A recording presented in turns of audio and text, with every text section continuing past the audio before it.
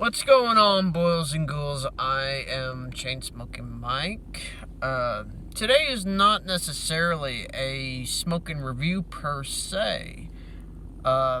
Instead, it is something that I was very fortunate of finding at my local bank. I bought close to $500 of older currency. Here is some of the items that I purchased. I got two 20s from 1950. One is 1950 on the dot. It's kind of hard to tell with the lighting. And then a 1950B $20 bill, right? That's one of the best 20s I've found in circulation in a long time. Probably one of the oldest that I've found in a while.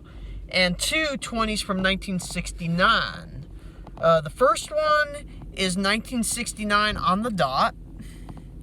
Kind of has a more brighter and vibrant seal.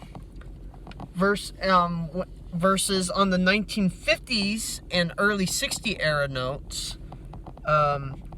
Some notable differences that you notice immediately. On the front, the legal tender status is very different. In the 1960s, early 60s and prior, it's going to say this. And I'm going to read it out loud verbatim. This note is legal tender for all debts, public and private, and is redeemable in lawful money at the United States Treasury or at any Federal Reserve Bank. Whereas any piece of currency, I believe, after 1963 in the series, it's just going to say this note is legal tender for all debts, public and private. So that's an interesting difference between the early 60s and prior notes to the 60s and prior. And if you look in the seal, it's kind of hard to tell, but on the 1950s era bills that I have, the seal is in Latin. Treasure Septempt, and it's very hard to tell. And then sigil, something like that. But it's in Latin versus in plain English, the Department of the Treasury. So that, in my opinion, is just amazing. I also got a 1969. It's a little creased and folded, but other than that, it's in good shape. 1969C $20 bill in a remarkable condition for my currency collection.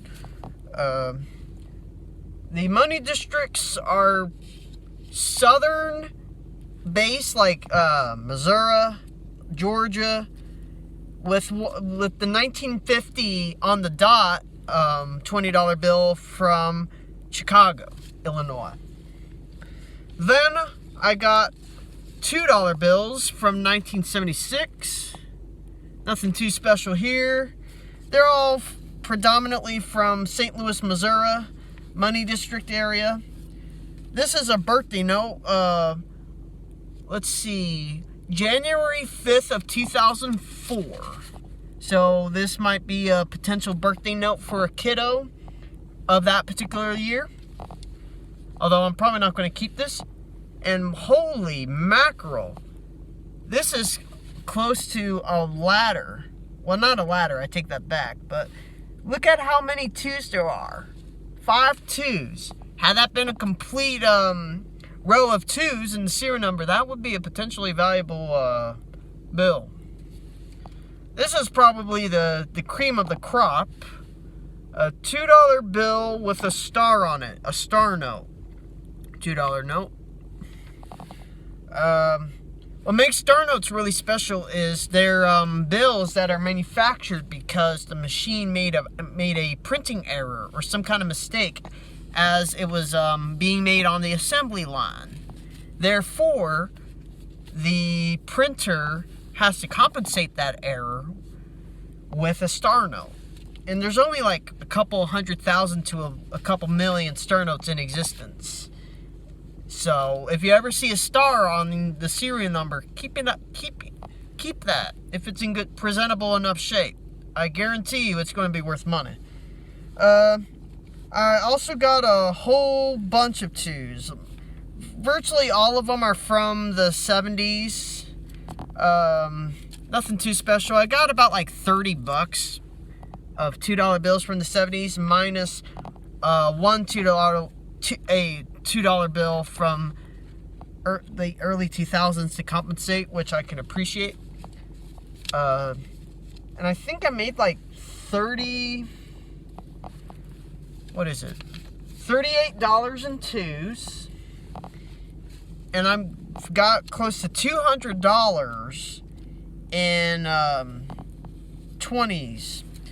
The rest of the $20 bills that I got are predominantly from the 70s, because I don't see 1970s era $2 bills that often. 1974, $20 notes, nothing too special. 1974, 1974. And I just love the classic older bill design. It looks more professional. Looks like actual genuine money, if you ask me. And it actually suits my outfit choice for today, which is formal, or that traditional kind of look. Another 1974. And the last 2 of the 20s that I got are from 1977. And this one's really crisp, minus the ink mark with 80. I think it's in pencil, so I'm going to work on erasing that when I get home, but it's in good shape overall. And I'm going to count the 20s.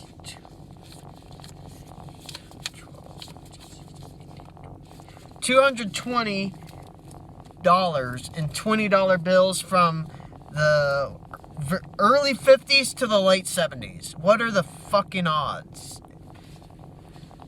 If you ask me, that is just absolutely phenomenal. You don't see many 20s of that amount in circulation that often. So if you ever have an opportunity, and if you have money, go to the bank. I would suggest going to a teller that knows older money and asking him or her if they have that. And if they do, buy some. Go through the conditions. Alright, for the 10s, I got close to $100 in 10s, but they're not no ordinary 10s. They're the older, classic style $10 bills. Get this, my teller that I normally go to, he has close to $2 fucking grand of $10 bills of this particular style. Right here. If you ask me, that is very hard to find and extremely valuable to get. The oldest $10 bill that I found and bought was from 1963. It's going to have the Roman numerals. It's a lot darker in comparison to the more modern 10s in comparison. But I just absolutely loved it. I don't see many $10 bills from the early 60s. Even though it has an ink mark with the 350 over here, I'm keeping that son of a gun. I love these particular $10 bills. Especially if they're from the 70s, early 80s, and prior. I just love finding those. And pretty much every other $10 bill that I got is from the 1980s, and the youngest, in retrospect, is from 1990. This one's from 1980. It's a little bit more rough, if you will, a little bit more used and abused, but I like it. I might erase that 80 on there later with an eraser. Try to be gentle with it. And pretty much the rest of the 10s are from 1985. Different money districts overall. There's 10, 20, 30, $40.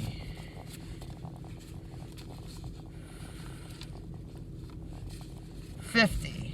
I bought $50 worth of 10s from 1985 Money series. Really good design. Again, another $10 bill from 1981. Again, it's a little beat up, not in the best shape, but I'll take a 10 from this time frame any day during the week. Any day during the week. Over the more modern Monopoly looking money. I can't stand the new Monopoly money. It looks stupid. And the rest of the 10s, I got 3 10s in the best condition that I could find in the stacks that the teller had from 1988. And then, after I show you these, 1988. The newest one that was in the best shape was from 1990. One of the last iterations of the older style 10. They stopped making them in 1995 series. This one's in really pristine shape. And the last editions, probably the hardest to find notes, other than maybe the 20s, in my personal opinion, are older classic style $50 bills. I do not see these particular denominations at all. It's very, very few and far in between.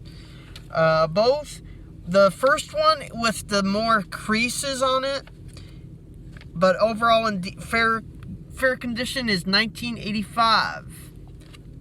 Pretty older bill, and I just love the classic older style bill of the Capitol building, where you can actually see the whole building itself and not just a section of it. It's absolutely amazing.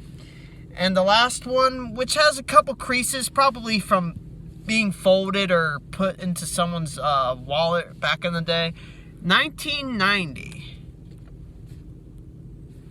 Overall, beautiful stack of older bills. I mean, look at this. All of these are older style bills.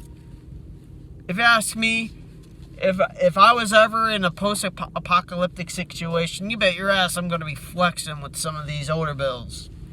But that's the only circumstance in time I would ever use these bills for their intended purpose as money. Other than that circumstance, these are going into my safety deposit box.